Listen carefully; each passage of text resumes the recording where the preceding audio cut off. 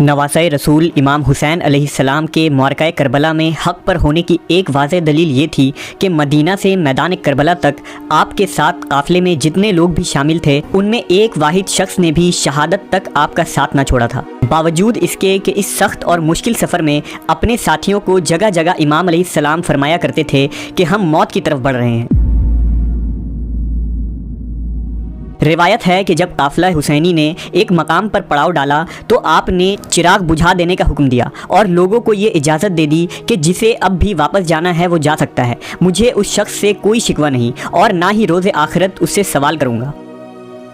मगर इमाम अलैहिस्सलाम के उन 72 बावफा साथियों में एक ने भी आपका साथ न छोड़ा। इमाम मज़लूम का ये काफ़िला इस लंबे सफ़र में जहाँ जहाँ रुकता आप वहाँ खुतबा इरशाद फरमाते थे। यहाँ तक कि मैदान करबला में भी आपकी आला ज़रफ़ी का ये आलम था कि इमाम अलैहिस्सलाम ने यजीदी लश्कर के सामने एक लर्ज़ा आमेज़ खुतबा दिया और शामी लश्कर को हक़ कबूल करने की दावत दी ताकि अगर मुमकिन हो तो शायद कुछ लोग राह रास्त पर आ जाएँ और नबी सल्लल्लाहु अलैहि वसल्लम की औलाद को शहीद करने की इस अजीम जुर्म से तौबा कर लें। इमाम हुसैन अलैहिस्सलाम 2 मुहर्रम को करबला पहुँचे और कुछ तवक्कुफ़ के बाद अपने असहाब और अहले बैत के सामने ये खुतबा इरशाद फरमाया।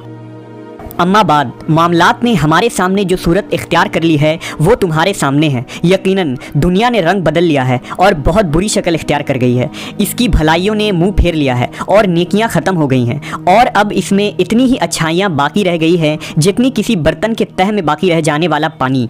अब ज़िंदगी ऐसी ही ज़िल्लत आमेज़ और पस्त हो गई है जैसा कि कोई संगलाख और चटियल मैदान। तुम लोग देख रहे हो कि हक़ पर अमल नहीं हो रहा और कोई बातिल से रोकने वाला नहीं है। इन हालात में मर्द मोमिन को चाहिए कि वो खुदा से मिलने की आरज़ू करें। मैं जांबाजी और शुजाअत की मौत को एक सआदत समझता हूँ और जालिमों के साथ ज़िंदगी गुजारना मेरे नज़दीक ज़िल्लत और हक़ारत है। लोग दुनिया के ग़ुलाम हैं और दीन सिर्फ उनकी ज़बान पर रहता है। ये बस उस वक्त तक दीन के हामी हैं जब तक उनकी ज़िंदगी आराम और आसाइश से गुजरे और जब इम्तहान में डाले जाएँ तो दीनदार बहुत कम रह जाते हैं। आशूरा के दिन लश्कर यजीदी के सामने इमाम अली मकाम ने एक इंतहाई अहम वलवला अंगेज़ और तारीख़ी खुतबा दिया जिसे सुनकर काफ़िला हुसैनी के हर शख्स के आंखों से आंसू जारी हो गए और यजीदी लश्कर के सिपाहियों के दिल दहल गए। इमाम मज़लूम ने दुश्मन के फ़ौज से मुखातिब होकर खुतबा इरशाद फरमाया, ऐ लोगो मेरी बात सुनो, जल्दी ना करो, मुझे नसीहत कर देने दो, अपनी आमद की वजह बयान कर लेने दो। अगर मेरा उज़्र माकूल हो और तुम इसे कबूल कर सको तो ये तुम्हारे लिए खुश नसीबी का बास होगा और तुम मेरी मुखालफत से बाज आ जाओ। लेकिन अगर ये सुनने के बाद भी तुम मेरा उज़्र कबूल न करो और इंसाफ करने से इनकार कर दो तो फिर मुझे किसी बात से भी इनकार नहीं है। इससे पहले कि तुम मुझ पर टूट पड़ो मुझे ज़रा सी मोहलत दे दो। मेरा एतमाद हर हाल में सिर्फ परवरदिगार आलम पर है और वो नेकोकारों का हामी है। लोगो मेरा हज़्ब व नज़्ब याद करो, सोचो मैं कौन हूँ, फिर अपने गरीबानों में मुंह डालो और अपने ज़मीरों का मुहासबा करो। खूब गौर करो, क्या तुम्हारे लिए मेरा कत्ल करना और मेरी हुर्मत का रिश्ता तोड़ना रवा है? क्या मैं तुम्हारे नबी की बेटी का बेटा नहीं हूँ? क्या हज़रत हमज़ा मेरे बाप के चचा नहीं थे? क्या जाफ़र मेरे चचा नहीं थे? क्या तुमने रसूलुल्लाह का ये फरमान नहीं सुना जो आप मेरे और मेरे भाई के बारे में फरमाया करते थे कि ये जन्नत में नौजवानों के सरदार हैं?